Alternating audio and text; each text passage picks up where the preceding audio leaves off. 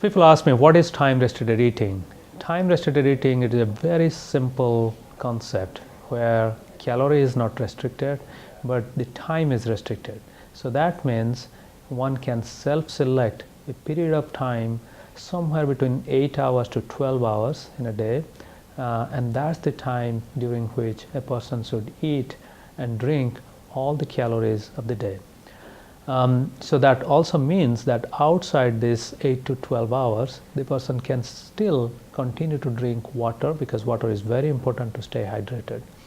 So in many cases, people prefer to start with a 10 hours time restricted eating, 10 hours of eating and then 14 hours of fasting, and some people can even go down to 8 hours of eating and 16 hours of fasting.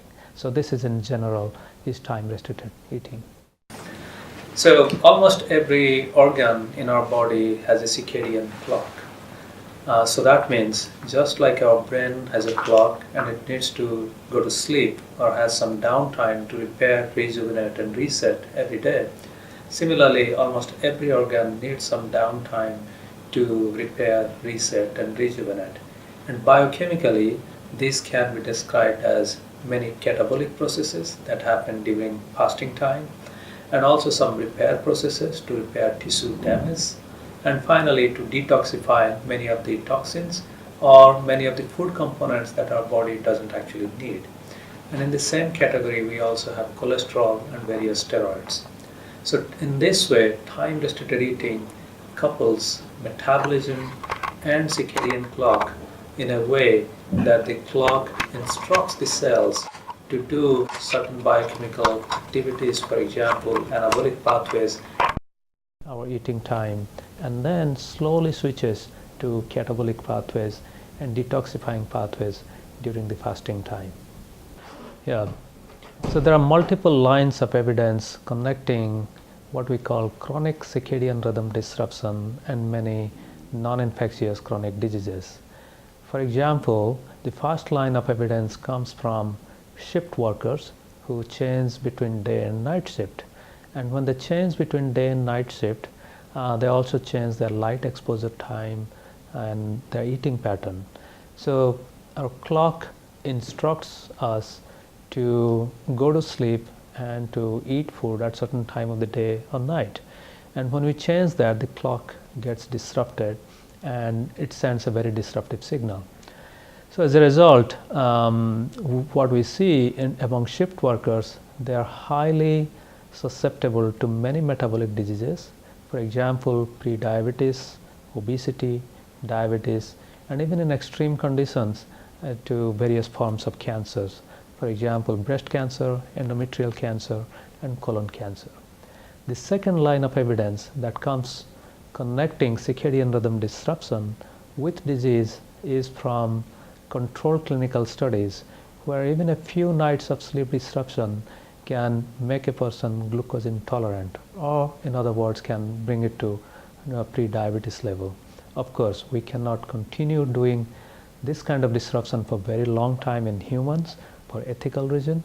So that's why in animals we can also do simulated shift work or simulated jet lag, and in those conditions, when we continue animals under shift work condition for weeks or even months, then they develop obesity, diabetes, fatty liver disease, and have increased risk for cancer and many inflammatory disease. So this is how we know that chronic circadian rhythm disruption, whether in humans or in animals, leads to many chronic non-infectious disease. Yes, I think for physicians or general practitioners who are really at the forefront of this fight against chronic disease, they can simply start asking very simple question about circadian rhythm. As I said, circadian rhythm controls three foundations of health: sleep, nutrition, and physical activity. And many physicians are already asking patients about their sleep pattern, activity pattern, and also the nutrition, so they can just introduce another timing component. For example, they can ask, when do you usually wake up in the morning? What is your first bite or first sip of calorie, and when does that happen? And as the physician continues to ask these lifestyle questions Towards the end of the day, they can also ask, well, what time is your last bite or last sip of wine or beer, and then when do you go to bed?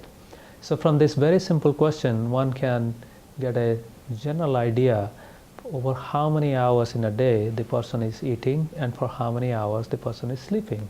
And then the physician can give very simple advice that, well, maybe you can try to eat within 12 hours, which is very reasonable, and in most cases it will not cause any serious medical issue.